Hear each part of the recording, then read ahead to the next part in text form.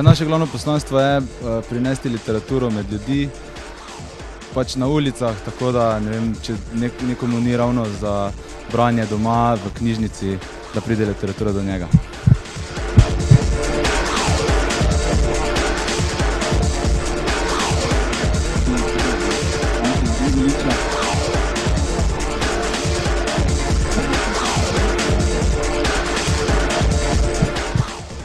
Torej, lani smo začeli v Mariboru.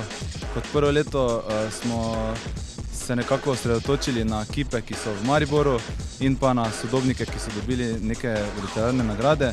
Letos smo zadevo razširili na vsa partnerska mesta Evropske prestolnice kulture, ker je ravno takšen koncept, da prvi dan vsakič predstavimo neke zgodovinske osebnosti, zgodovinske literate, ki so ustvarjali v tistem mestu, naslednji dan pa sodobnike, ki trenutno ustvarjajo.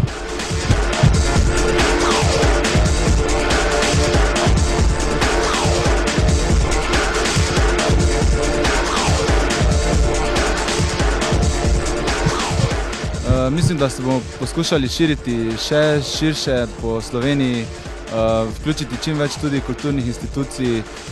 Upamo, da se nam bo pridružile tudi šole, ker je le projekt nekako izobraževalne narave tudi. In pač upamo na najboljše in na čim več sodelovanja tudi drugih institucij.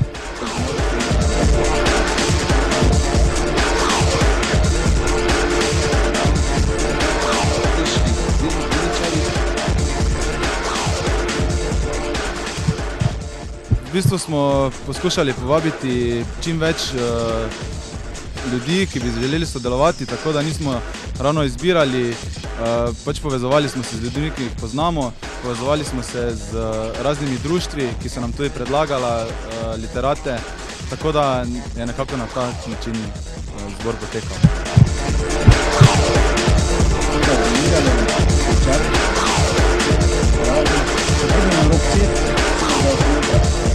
Vsaj pravijo tako, da smo Slovenci narod pesnikov in pisateljev. Tako da ni nič čudnega, če se takšni dogodki dogajajo tudi skozi leto po slovenskih mestih. Je pa res, da je recimo pri poeziji danes, če gledamo moderno produkcijo poezije.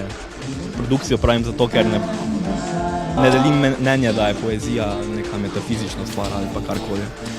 Je hiperprodukcija poezije. Na leto se izda, mislim, da nekje 300 pesniških zbirk in dvomim, da jih vsaj polovico kdo prebere, tako da je zelo prisotno pač to ustvarjanje literarno, ampak je pa seveda veliko vprašanje, če je to dobro pri vsej tej hiperprodukciji, kakšna je kvaliteta. Glede proze pa nisem naravno najboljši sogovornik, no.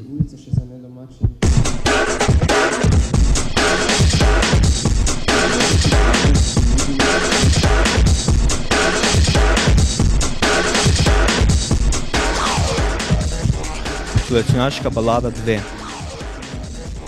Bil si gola gmota, ob vznožju skal. Skozi rožnato špranjo te naplavilo in ti si hlastal za oprijemom. Zatipal si kamen, potežkal si ga v dlaneh in mu dal ime. Ob jutrih si z njim lovil svoje kosilo, ob poldnevih si jedel z njim. Zvečer si z njim trebil špranje svojih zob. Po noči si spal z njegovim telesom pod seboj. Ko si se prebudil, so okrog tebe stale mogočne zgradbe. Ti sam si bil v eni izmed njih.